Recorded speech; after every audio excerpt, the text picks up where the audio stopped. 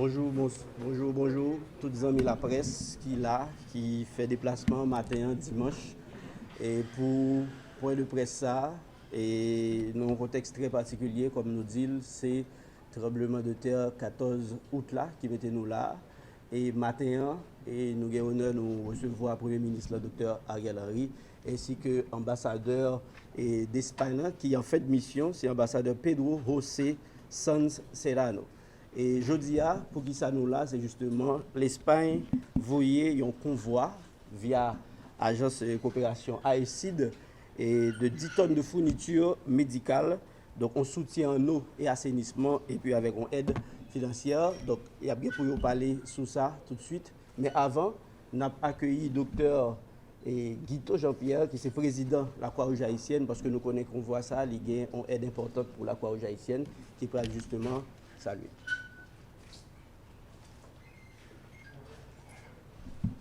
Monsieur le Premier ministre, Excellence Monsieur l'ambassadeur, et puis tous les collègues Croix-Rouge qui sont là, Monsieur le ministre. Bon, nous là, surtout, c'est pour, encore une fois, remercier l'Espagne et au travers du gouvernement espagnol, la Croix-Rouge espagnole, la RICID aussi pour tout le support qu'ils ont fait pour appuyer le mouvement qu'a fait là, le mouvement humanitaire là. Nous sommes surtout là pour nous remercier en voie qu'a fait matin. Surtout, ça va nous permettre d'augmenter l'action de la Croix-Rouge en réponse à l'appui en eau et assainissement, surtout pour le volet assainissement.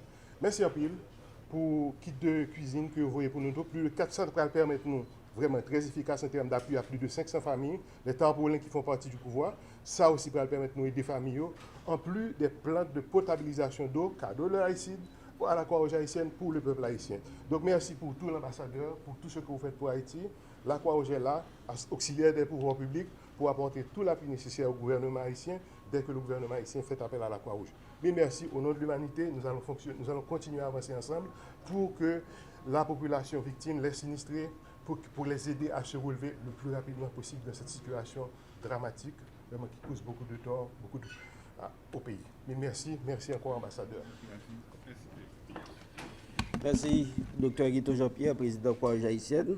Donc, normalement, ambassadeur Pedro José Sanz Serrano est en Haïti depuis 2018. Donc, ça c'est 3 ans depuis le travail pour renforcer la coopération Haïti avec l'Espagne, notamment à travers AECID et diverses institutions espagnoles. Et ils ont développé plusieurs projets qui ont un rapport, je nous dis, en eau et assainissement à travers notamment DINEPA, que nous saluons le directeur DINEPA qui est là tout. Donc, je dis à ambassadeur José Sanz Serrano, il a fait de mission. Et ces moments, dans le cadre d'envoi important ça, pour non seulement lui parler, mais aussi pour lui saluer le peuple haïtien. Et parce que demain, si Dieu veut, la quitter le pays. Donc, ambassadeur. Merci beaucoup, Monsieur le Premier ministre, Messieurs les ministres, Monsieur le Président de la Croix-Rouge haïtienne, représentants de la presse. Et d'abord, je voudrais remercier le Premier ministre pour ce geste qu'il a eu avec l'Espagne de convoquer cet point de presse avec vous. Et je vous remercie à vous d'être là. Et c'est mon dernier jour de travail dans le pays. J'ai passé là 3 ans. Demain, je pars définitivement du pays. Mon successeur sera là à partir de mercredi. Il viendra avec des énergies renouvelées. L'Espagne ne va jamais cesser d'appuyer Haïti, que nous considérons un partenaire très important dans notre coopération. Comme vous le savez déjà, nous avons répété beaucoup de fois, l'Espagne est active dans 3 domaines de la coopération. Dans les domaines principaux, avec la DINEPA, l'eau et l'assainissement. Et nous faisons aussi beaucoup dans l'éducation. Nous avons appuyé la construction des écoles et des CFACAP dans les pays. Et encore la production agricole et la lutte contre la faim, enfin.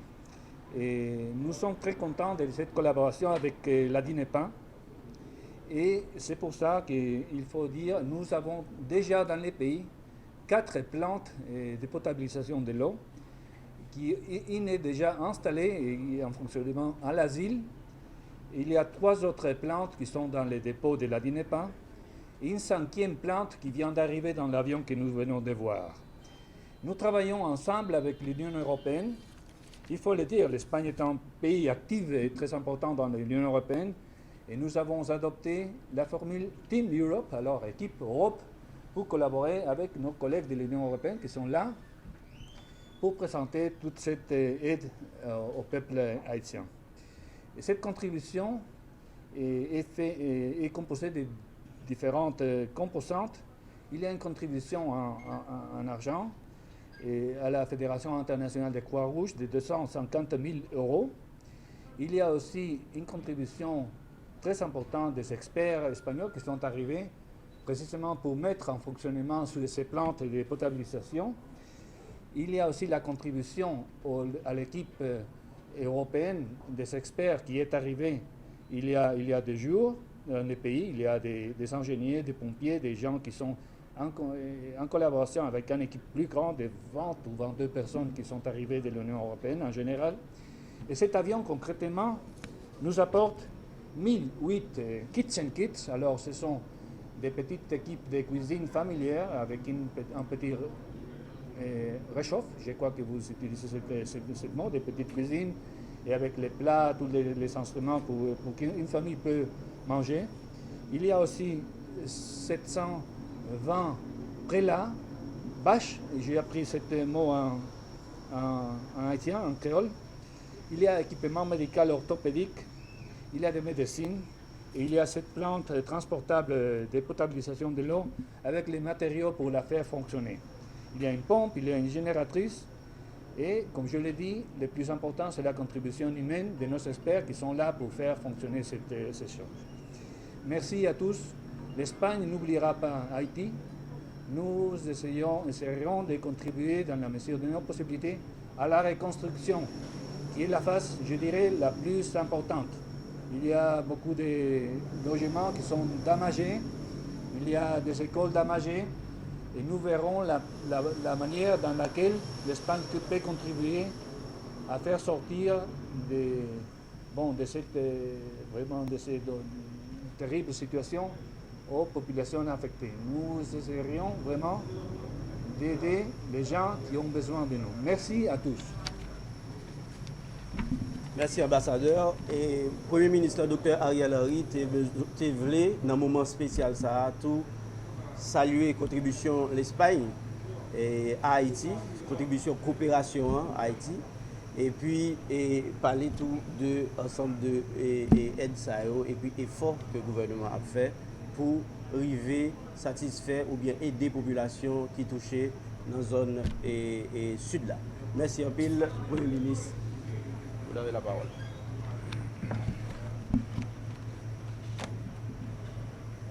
Son Excellence, Monsieur l'ambassadeur, Monsieur le directeur de cabinet, Messieurs les ministres, Messieurs le directeur de la Croix-Rouge, Monsieur le directeur de la DINEPA, Mesdames, Messieurs les représentants de la presse, Mesdames, Messieurs, Monsieur l'ambassadeur, je salue votre départ après environ 3 ans dans le pays et je profite de ce moment pour vous remercier du dynamisme et de la détermination dont vous avez fait preuve pour renforcer les liens d'amitié et de solidarité qui existent entre la République d'Haïti et le Royaume d'Espagne pendant votre mission ici en Haïti. Aussi, le peuple haïtien est reconnaissant au Royaume d'Espagne pour sa coopération et son intervention dans divers secteurs tels que l'eau, l'assainissement, l'éducation, la pêche et autres. Ce matin, nous venons de recevoir un avion de votre pays, l'Espagne, contenant de l'aide humanitaire à la suite du tremblement de terre meurtrier du 14 août 2021, qui a affecté plusieurs régions de la presqu'île du Sud, et je vous en remercie donc vivement. Votre contribution remarquable aux efforts d'assistance au profit de la population haïtienne ne sera pas oubliée. Monsieur l'ambassadeur, la situation reste préoccupante dans les zones affectées. Le gouvernement, grâce au support des partenaires internationaux et des pays amis, a déjà permis le déploiement d'équipes de secours, de sauvetage et de recherche sur le terrain. Nous donnons la garantie à tous nos donateurs que nous continuerons à faire montre de rigueur et d'efficacité dans la gestion de l'aide à travers la direction de la protection civile. Le travail reste énorme et nous sommes conscients des contraintes auxquelles nous faisons face en ce qui a trait à l'acheminement de cette aide aux sinistrés en regard des difficultés à atteindre certaines zones.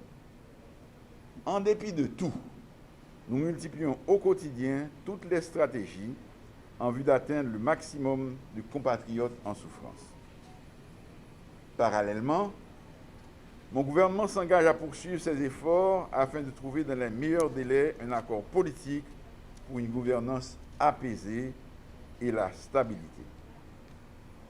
Une fois de plus, je salue l'élan de solidarité et d'entraide de nos partenaires et je tiens à remercier particulièrement le Royaume d'Espagne pour la célérité avec laquelle il a eu à supporter son plein soutien à notre pays. Monsieur l'ambassadeur, au nom du peuple haïtien, au nom de mon gouvernement et à mon nom propre, je vous souhaite tout le meilleur dans vos futures fonctions. Nous ne vous oublierons pas. Je vous remercie. Merci beaucoup. Merci à la presse qui l'a. Et toujours même mot, c'est un appel à solidarité.